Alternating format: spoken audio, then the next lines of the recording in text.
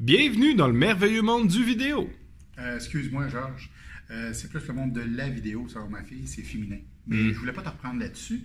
Mais toujours est-il que c'est l'endroit que le monde préfère, parce que c'est pas mal plus simple que de lire un livre ou n'importe quel autre truc sur papier qui est long, lancinant, pénible et tellement de gaspillage. N'est-ce pas? Toujours est-il que pour ceux qui ne me connaissent pas encore, mon nom est Alain Balleux. Et puis, je vous présente ma collègue de vidéo du jour, Caroline Lacasse. Bonjour.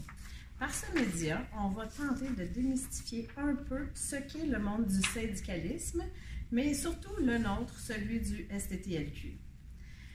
OK, première démystification, le STTLQ, ce que ça veut dire, c'est les syndicats des travailleuses et des travailleurs de l'Auto-Québec.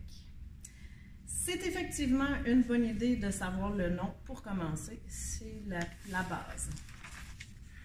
Lors de notre grande tournée en octobre dernier, on a réalisé effectivement que, on s'en doutait, là, mais les gens nous l'ont confirmé par leurs paroles, c'est que les gens, il y a un paquet de choses qui ne sont pas connues ou méconnues et qui sont interprétées pas souvent de la bonne façon.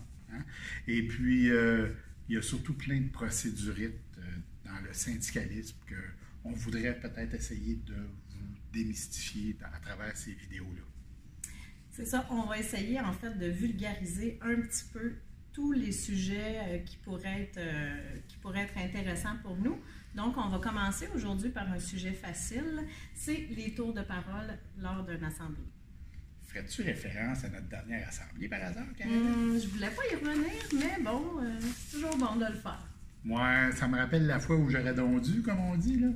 J'aurais donc dû connaître ce procédurite-là. Ça aurait été tellement plus simple, hein, et plus agréable. Mais bon, la prochaine fois, ça va aller mieux.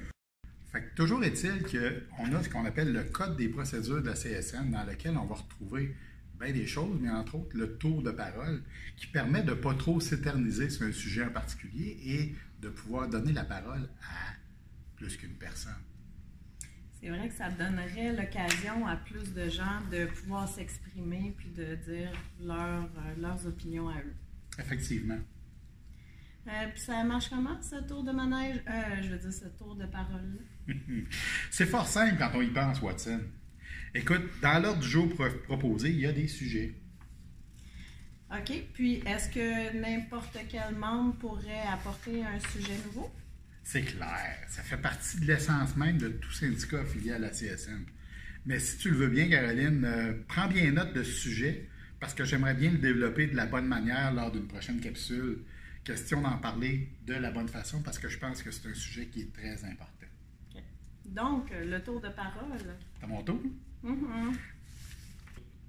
Vas-y, Monsieur le Président, je te cède la parole. Donc, pour un sujet donné, quand on est rendu à en discuter, tout de suite après que la proposition a été faite et appuyée, moi, ça aussi, on va y revenir, c'est promis, parce que ça fait partie des choses dont je veux discuter dans nos vidéos. La discussion commence donc avec un premier intervenant. C'est ce qu'on appelle le début du premier tour. Les gens s'avancent vers le fameux micro, là, où c'est intimidant, pour intervenir à tour de rôle, toujours avec respect, parce que si le respect des autres intervenants n'existe pas, ça reste pas positif. Il faut que ça soit constructif. Fait qu'on reste toujours constructif. OK, puis là, ça n'a comme pas de fin, cette histoire-là? En fait, tant qu'il y a du monde différent au micro, le premier tour existe. Au premier tour, un intervenant a le droit de s'exprimer 5 minutes. Il va y avoir quelqu'un qui va chronométrer, effectivement. Alors que pour les subséquents, on doit se limiter à 3 minutes. Si une personne se pointe au micro de nouveau, ben là, elle doit attendre que toutes les personnes qui attendaient déjà pour le premier tour passent. Comme ça donne la chance à tout le monde de pouvoir passer au micro. Quand c'est terminé, ben là, on peut passer au deuxième tour. OK, mais ça peut ne jamais se terminer, cette affaire-là? Oui, parce que si quelqu'un vient se présenter au premier tour et puis il n'y a plus personne dans la liste, ben là, aussitôt qu'une personne revient, on passe automatiquement au deuxième tour. OK. Puis là, ben, à un moment donné, s'il ne reste qu'une personne, ben, le tour se termine, c'est ça que je disais. Ou il y a aussi d'autres types d'interventions qui sont possibles, qui font partie du code de procédure. Mais pour mettre fin au débat, mais ça, on va y revenir. C'est un autre sujet. Il faut, à partir de ce moment-là, quand il n'y a plus personne de même, ben là, on passe au vote. OK. C'est C'est un autre beau sujet, ça, hein? Exactement. Il y en a tellement. Donc, Alain et ses acolytes vous reviendront sous peu avec d'autres super beaux sujets aussi palpitants. Si vous avez aimé, laissez-le nous savoir. Puis si vous n'avez pas aimé, ben laissez-le nous savoir pareil parce qu'on aimerait ça pouvoir s'améliorer.